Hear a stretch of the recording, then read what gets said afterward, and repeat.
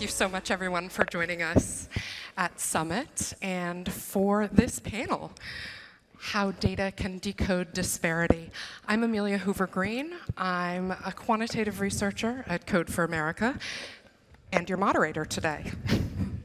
So we are honored to welcome 4 leaders in the field of data and equity. I'm just going to introduce them quickly, and we will dive in. 20 minutes is short.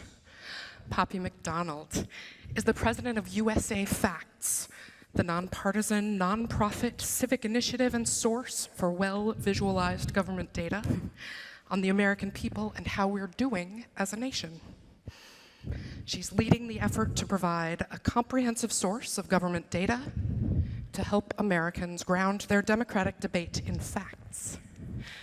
Next, Rekha Balu is the Director of Federal Equity Initiatives and co-Vice President of the Office of Race and Equity Research at the Urban Institute, where she leads research and policy programs that help agencies advance equity.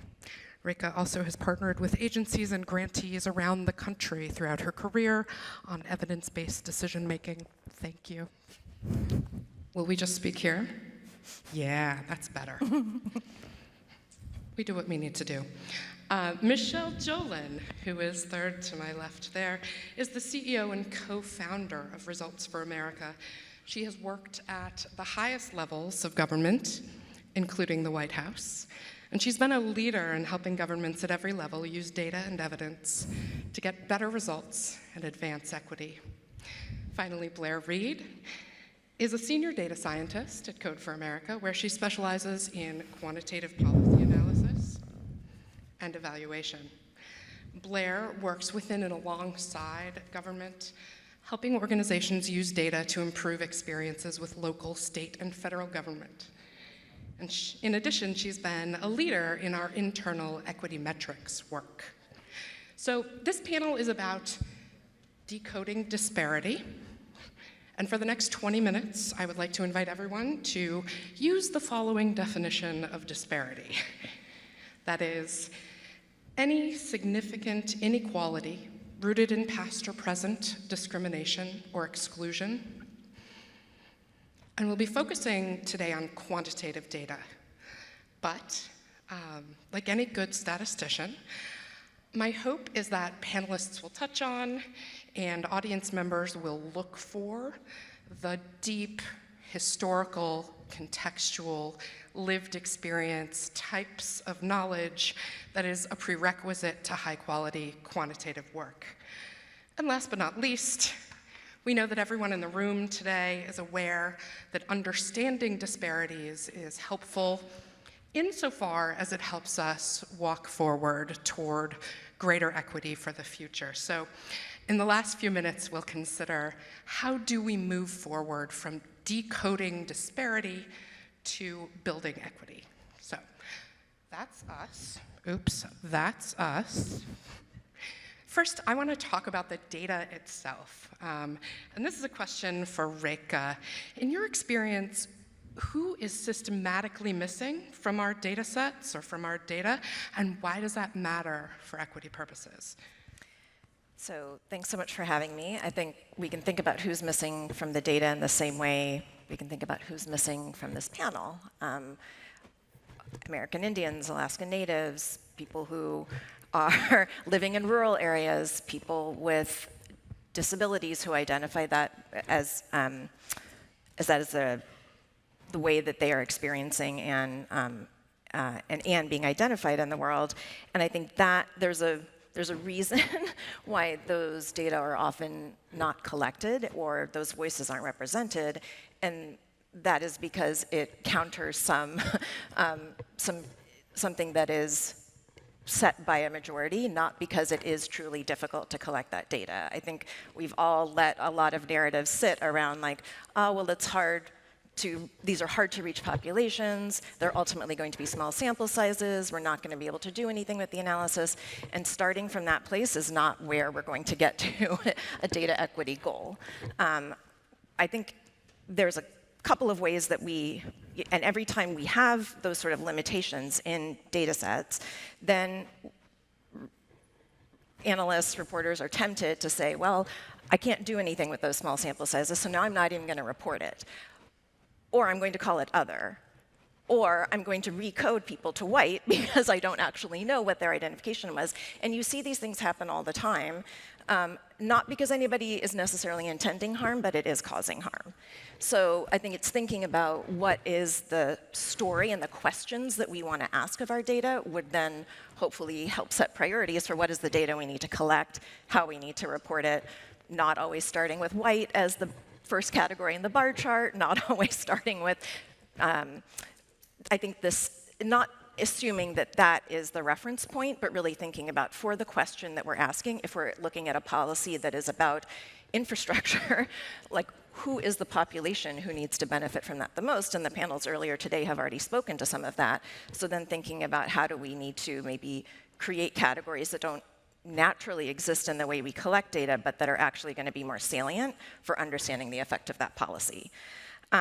And I do want to acknowledge that there are gaps in data, and we don't want to not take advantage of something like the American Community Survey or the census. But I think it's, and so one way that researchers at Urban and at other places have been trying to address some of these data gaps is by thinking about assigning, if we look at data sets over time and over multiple collections, we can assign a probability to what race a person belongs to or what disability group they might belong to, and using some of those techniques and questioning when and under what conditions those techniques could be accurate is part of, I think, the next work ahead. Awesome. Can we get, thank you, yeah. I wonder if we could get just very brief additions or responses from Blair and Poppy in that order. Sure, thanks. I think one thing that we've been thinking a lot about Code for America that kind of builds on your point about imputation methods and where to fill in the gaps is that we also face a challenge of there are people in our data and we don't know who they are, because sometimes asking demographic questions, asking about people's backgrounds can be in tension with actual equitable delivery and equitable service design. So there are times when it's always very tempting to add questions to a form or add questions to an application, but there are a lot of challenges that come with that. Sometimes you don't want to actually hold that information because people don't want to share private information about themselves, and that might be a barrier to getting services, or it's just simply a very long application already or a very long form. So I think just wanted to echo that imputation methods and thinking creatively about how to measure these characteristics of people who are using our services so we know where we're doing well and where we're failing people is really important in the context of how do you get them to still continue engaging with the services.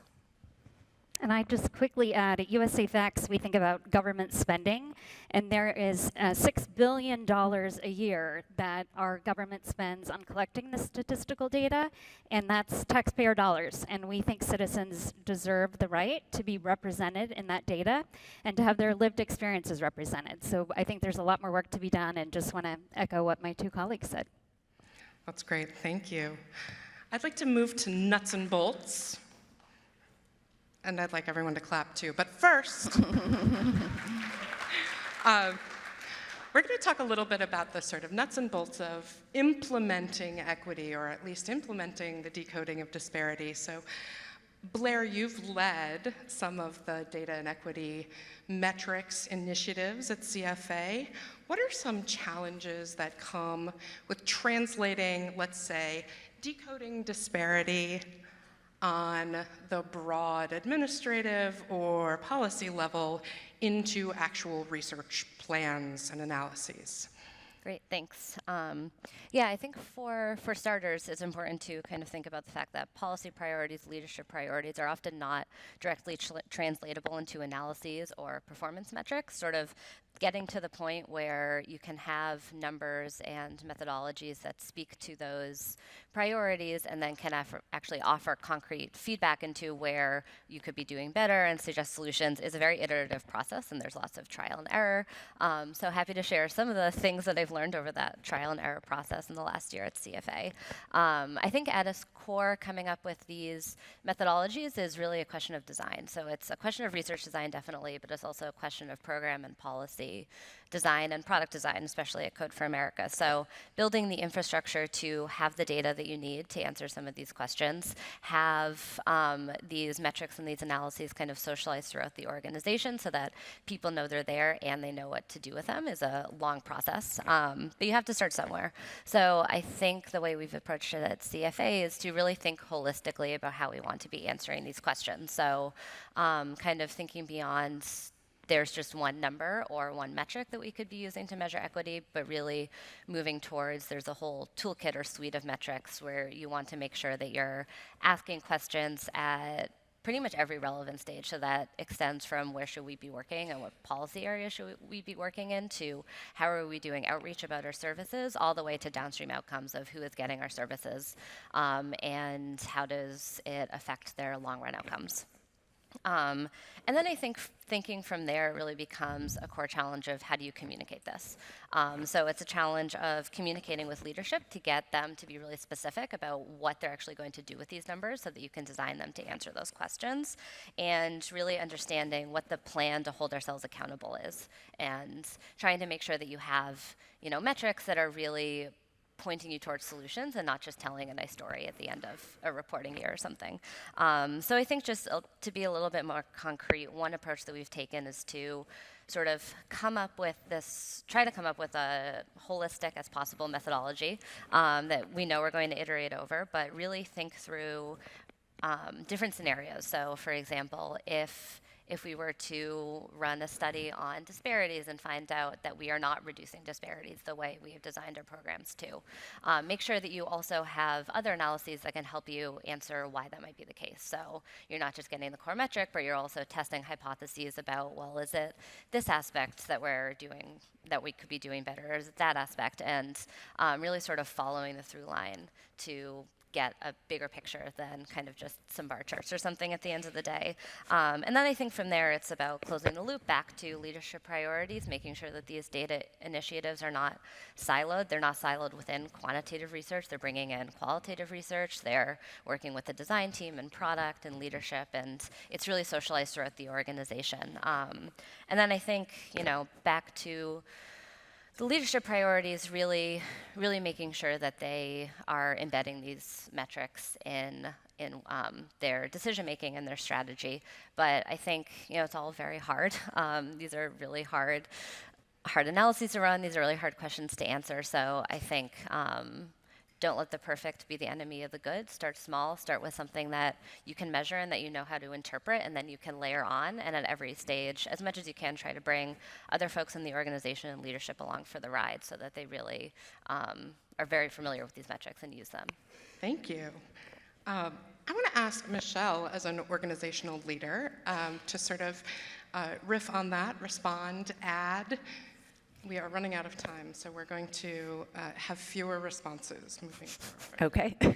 So Results for America is focused on getting governments to use evidence and data. And so we are the advocates for more and better information in decision making around funding, around policy, around implementation. And I think it's important as a leader to acknowledge the biases and the flaws in the data, and the fact that the data reflects who's asked, what are the, who are the people asking, what are the questions that are defined, how was that funded, et cetera. So there's a lot of biases and flaws. We're very focused, though, on not throwing out the baby with the bathwater, or whatever the expression is, and making sure that policymakers still see data and evidence as a critical input when they're making decisions. And that's important both in defining the problem and understanding, what it is that a government leader needs to address, but then also, designing the solution and making sure it's inclusive and making sure it's equitable. And so our agenda is all about, acknowledging the bias and the flaws in data and evidence and the methodologies, and recognizing that, in a huge way, and saying, let's continue to try and make it better and use evidence and data to get better results. Thank you. Poppy, you are working at the intersection of research and policy. And I want to ask, what is something that you wish more policymakers knew about data? What I think I wish more policymakers knew is that when they're passing legislation, I wish they thought about who are the people that they are trying to impact and what are the outcomes they're trying to drive from a quantitative perspective, and how would we go about measuring that? I think the government right now is really good at estimating how much this is going to cost and then tracking, are the dollars spent? I don't think that's a great measurement of did it have the outcomes that it was intended to have. And so I would love, thank you, awesome. So I would love to see policymakers, as they're passing legislation, say, this is who we're trying to impact positively, this is how we're going to measure it, and to give state and local municipalities that direction, and then also to fund it, right? Because it's easy to say, this is how we're going to track it, but if they don't have the support to do that data collection and to report it in a timely manner, then we cannot measure, did the policy have the impact that was intended? And I hope lawmakers will think about doing that. Wonderful. Rekha, I wonder whether you have a tiny addition to that. Obviously, I think we all agree and love that idea. And I think one of the challenges that we've seen is that it's easier to collect data on individuals than it is to collect data on like what the system is doing to create those outcomes and impact. And so I guess my call to all of you as the people who are the data warriors in your respective organizations is, how do we do both? How do we collect the data that actually reflects what conditions of success are, like what they look like, how would we know that? How would we be able to replicate it the next time around? And also be able to capture what the experiences are of the beneficiaries or the participants in the programs that government administers, and then thinking about what would be the level of system level change that we'd want to see, and how would we know what that looks like? Not just did more people than individually participate in a program, but getting to that population well-being means systems change. Absolutely, thank you. All right. So Summit is a Code for America event, you may be aware. I'm going to ask a For America question to Michele. So I want to ask, from your perspective, what are our country's most urgent needs in the area of data and disparity? So I think we've seen a lot of progress over the last 10 years in terms of recognizing where government has been using data that's flawed and the needs to sort of improve that. The Biden administration, I think as you heard on these last couple panels, has made sort of a historic commitment to equity, and done that by demonstrating on the first day this executive order, this equitable data working group that provides, sort of recommendations both on race and gender identity and sexual orientation, and the whole cross section of needs to build data that's more inclusive. And then also just in this historic funding that the Biden administration and Congress have passed, the $4 trillion of the next 10 years, infrastructure, American Rescue Plan, the CHIPS and Science, the Inflation Reduction Act. There's a long list of resources that are going to be going to the state and local levels. I think the urgency is in making sure that state and local governments have the infrastructure and the capacity to make decisions about how to spend the dollars.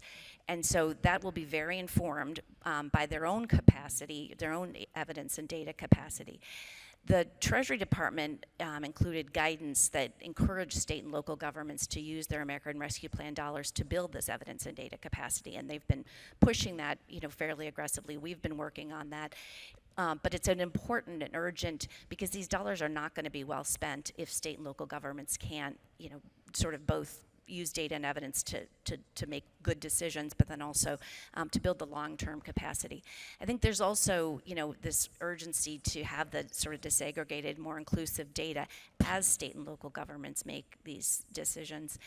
And there's also the critical funding issue. There's right now, we are in a strange climate where state and local governments aren't saying that they are, completely, in a climate of need. There's resources coming. And so again, making sure, this is a call to action, is making sure that as governments are building this evidence and data capacity and beginning to collect this data, they're thinking about ways to make it more inclusive, ways to include community voice, ways to get community input when decisions are being made about where these resources should go.